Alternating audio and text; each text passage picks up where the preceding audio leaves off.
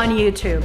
Make sure you follow us, make sure you share, and make sure that you comment. I'm here with beautiful, I have to say, because he's such a handsome man, Erik Mitchell. And we're going to talk about today about real estate. What does it take to be a good investor, rather?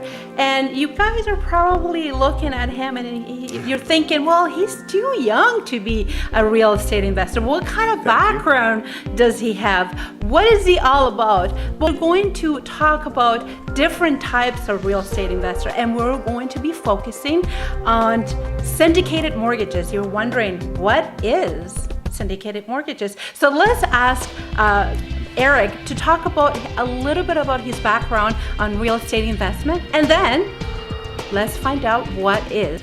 So it's very backwards compared to what most people do in the industry, right? Most people have their jobs, they have things going on, and they're doing this on the side.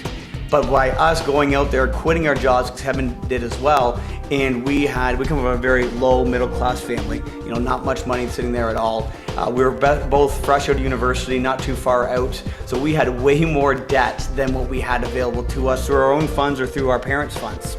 So our beginning was very humble, starting off with zero verifiable income, with no money to invest. Between my parents, maybe $40,000, and we had about $120,000 in debt. I need to pause you for 1 second. Is this something that you would recommend for the viewers? I know it worked for you guys, and congratulations. But going back, would you do it different, or you're happy with the result? Obviously you are. You know what? At the end of the day, I can't say I would recommend one way or the other. It definitely forced us to move, where if you do it part-time, then you can go ahead and do it at your own pace and as things evolve. So it really is depending on where you're at in life and what you want to do. Myself, I had 0 children, I had no wife, there's no dependents. Nobody was looking to me to carry them. It was only me, whatever I could do for myself. So I was in a great situation to be able to do this. A lot of my philosophy has been in life is if you're going to do it all out. Right? Go 100%, go 110%, and whatever it is. So that's kind of how I approach this, because what I always look at is, what's my worst case scenario? And if I'm okay with my worst case scenario, I'll move forward. That has to go with, rental properties or anything in life in general, right? And I looked at this and I said, what's my worst case scenario is that I'm in my early mid 20s, I go bankrupt, this doesn't work, I go back, I lean on my education, which, graduating from the Richard Ivey School of Business is not a bad thing to do. I go back out in the working world and I take that approach that I was planning on doing anyway, a couple years, behind the timeline. So I was okay with that worst case scenario. Some people won't be. Yes. At the end of the day, it really is a personal choice. So I can't say, I would definitely say that most people wouldn't do what I did. However, I am where I am because of the steps that I took. Absolutely, and congratulations to you, because you can say that was a huge success. Now, you own several real estate properties. Yes. And for the viewers that are watching us right now, they're wondering, no money down, lots of debt. How did you acquire your properties? Well, that's a great question, and the way we looked at it is, you throw enough stuff against the wall, something's gonna stick, sort of thing. So we invested some decent money out of what was available from my parents to get education, right? Because as much as I understood business and how it runs, I didn't understand real estate. And one of my favorite sayings that I heard way back over 10 years ago is, you don't know what you don't know. Right? And that really hit home with me, because I realized I didn't know anything about real estate in particular. I knew how businesses ran, so we went out and we got education, and we'd looked at everything from wholesaling to quick flips and all these kind of things.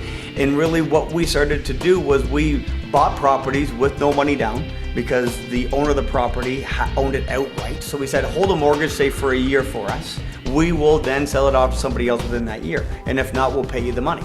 And that's what we were able to do for a few properties. We sold them, got the profits, turned those in, bought some rental properties, and kind of kept on going about it that way, whether it be through some flips or whatnot. And then through that acquiring the money, the rentals then started to pay us the monthly income, which was necessary to live, essentially.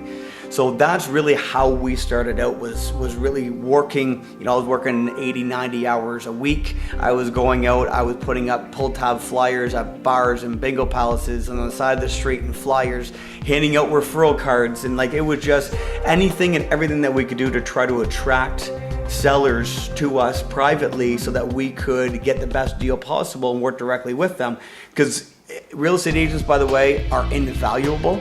If you're going to go about real estate investing in a certain way, we were going about it differently, trying to get no money down.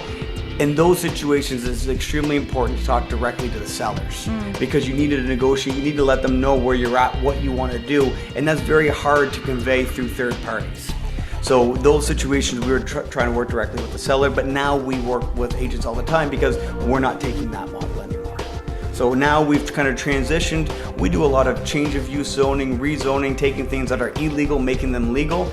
We find that that's a niche that very few people understand and know about. So that's a niche where we've kind of been attracted to, because if there's less buyers, there's more opportunity for you to get a good deal in that market, in that segment.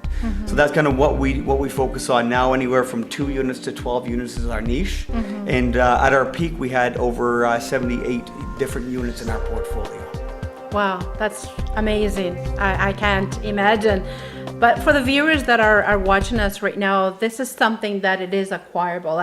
You are able, anybody that has that interest to learn, they can learn the methods, they can learn. And you are coaching, by the way, I hear. Yeah, well, not so much coaching anymore. We have a whole online educational system for people that are learning to or want to know how to invest in real estate. Because Kevin and I both, and by the way, Kevin's my brother, he's my business partner throughout this. And we believe that obviously getting educated is key, but as well, our humble beginnings and how we started, I think has given us a much different perspective on how to invest in real estate than the majority of the educational systems out there. Right? Because when you start with no money, you have a new corporation with zero verifiable income, you have no income for yourself, and you're trying to borrow these funds, you have to go and focus on 2 main areas. And we call ourselves ROI-driven investors. So that's return on investment. And there's only 2 sides of that equation. How much money am I putting in, and how much money am I getting back out? And really, ROI is the only, number, in my opinion, that can allow you to evaluate the difference, any different investment options. Mutual funds, stocks, bonds, owning a business, owning real estate, it doesn't matter. How much money am I putting in versus how much money am I getting back out? To us, that is the most important calculation that you could possibly do. And that's really where when you have nothing, you have to limit every dollar that gets put in. If it's zero, perfect. And if it's some money, we have to make sure that every dollar that we do invest works as hard as it possibly can for us, so we get the most amount of money out of it. It stretches as far as it possibly can. And that's really what our education is based around, is our approaches to our own experience in real estate investing, which is different than everybody else. And I'm not saying one's better than the other, but that's what we have. Right. And for the viewers, where is the link? What is the link? And I know you have a book. So what is the website for people to be able to follow you and be able to get this training? Well, if you go to sreisystem.com, SREI system.com, you can go to the investorsapproach.com, and that's actually with the new book that we just wrote, and I'll talk about that in a few minutes, and as well as investdrei.ca is another website. The links will be underneath here, by the way, everyone. So if you just missed the spelling, don't worry, you'll be able to click and then just go directly to his link. Now let's talk about syndicated mortgages. And a lot of you are asking, what is? I've never heard of it. I heard something, there's a lot of myth. You're involved with a group called FDS Broker Services, who I work with. So what is syndicated mortgages? Okay, so before I get right into that, I just want to give a little bit of a background with it. So I have talked about, our real estate investing, our education. We also work with real estate agents and educating them. But what we found in our own business, because obviously we get joint venture partners, we get short-term money for renovations and stuff, but we didn't have a lot of options when it came to registered funds, RSPs, TFSAs, LIRAs, LIFs, all these sorts of things, right? So I started doing research. I went out and I looked at real estate investment trusts. I looked at mortgage investment corps, syndicated mortgages, just different things in the real estate industry that are RSP eligible. And to me, what I resonated the most with, that I thought that was the most secure and the best way to grow your wealth with a good rate of return, was syndicated mortgages specifically. So I did about 3.5 years worth of research before I went out and got licensed myself. Once I thought that this was the best product for my clients, because I wanted to check it all out.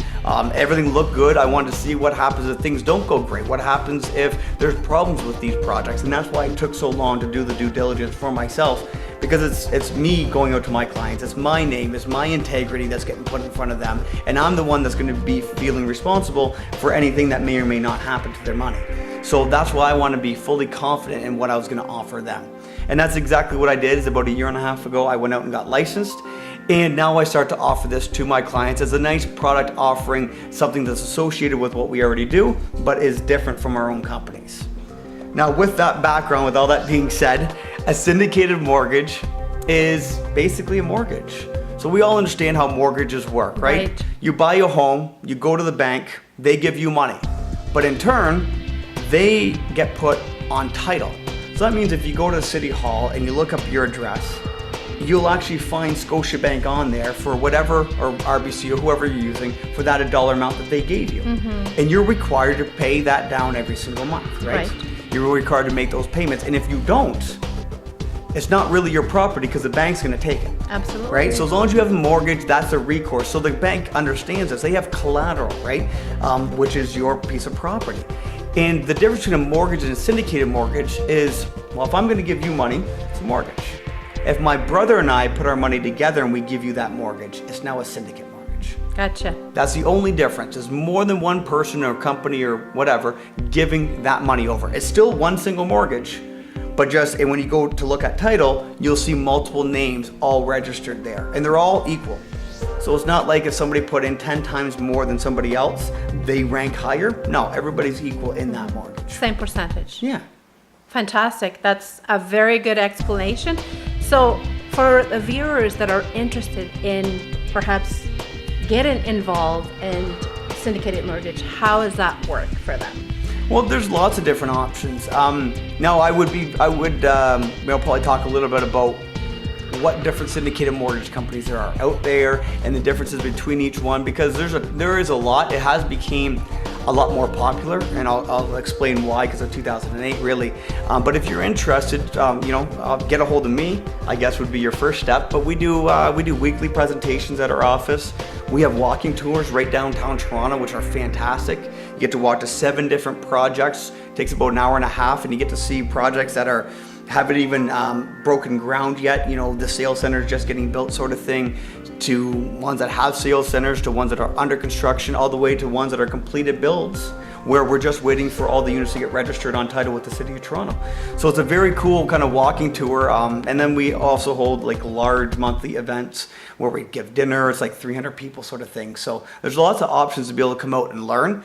And that's what I love about the company that I work with, is these are all educational things. We're not here to sell. We are here to inform the public about what we have and let them decide if it's a good fit for them. And that's what I really like, because in my opinion, we have a product that people need in their portfolio. There's no need for me to push. There's no need for me to sell. People will see that within their own portfolio and come to me because of it.